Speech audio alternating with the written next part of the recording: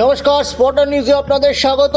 এই মুহূর্তে Indian super লিগের সবচেয়ে বড় খবর হলো মোহনবাগানকে তাড়াই করে চলেছে বেঙ্গালুরু এফসি।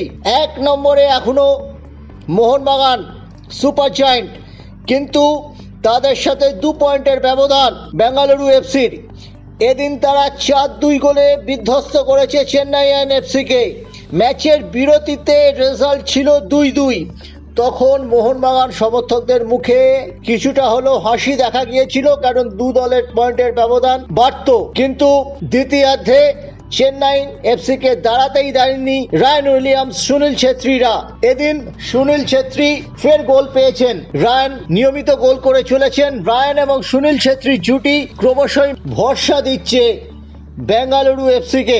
এদিন বেঙ্গালুরুর হয়ে 2টি গোল করেছেন 16 এবং 68 মিনিটে এই রায়ান উইলিয়ামস।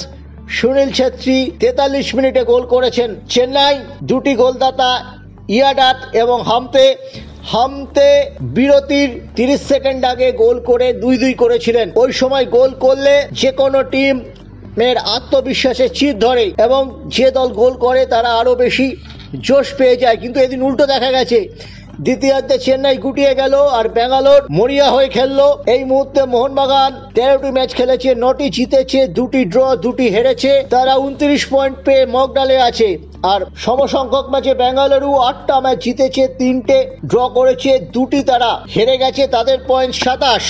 কিন্তু একটি ব্যাপারে ইন্ডিয়ান সুপার লিগে মোহনবাগানকেও টেক্কা দিয়ে গেল বেঙ্গালুরু। সেটা কি জানেন? এই এখনো পর্যন্ত লিগের মগডালে থাকলেও গোল সংখ্যার ক্ষেত্রেও এই ম্যাচের আগে মোহনবাগান বিএফসির চেয়ে এগিয়ে ছিল। কিন্তু আজকে 4টি গোল করার পর বিএফসির গোল সংখ্যা গিয়ে দাঁড়ালো 27, মোহনবাগানের কিন্তু 26।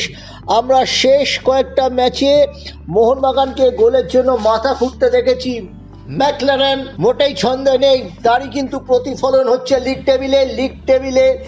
আমরা পয়েন্টটা দেখি, কিন্তু পাশাপাশি গোল পার্থক্য, কে কোন দল কটা গোল করলো সেদিকে কিন্তু খুব কম সমর্থক বা ফুটবল প্রেমী চোখ রাখেন। আমরা কিন্তু এই জায়গাতেই দৃষ্টি আকর্ষণ করতে চাইছি। রায়ান উইলিয়ামস খুব খতরনাক খেলোয়াড় হয়ে দাঁড়াচ্ছেন অন্যান্য ডিফেন্ডারদের ক্ষেত্রে, অন্য দলের যে সব দলের ডিফেন্ডারদের ক্ষেত্রে। আমাদের দিকে খুব একটা ডেডলি কম্বিনেশন রায়ান এবং সুনীলের যে গড়ে উঠছে, তার দিকে আমাদের চোখ থাকবে।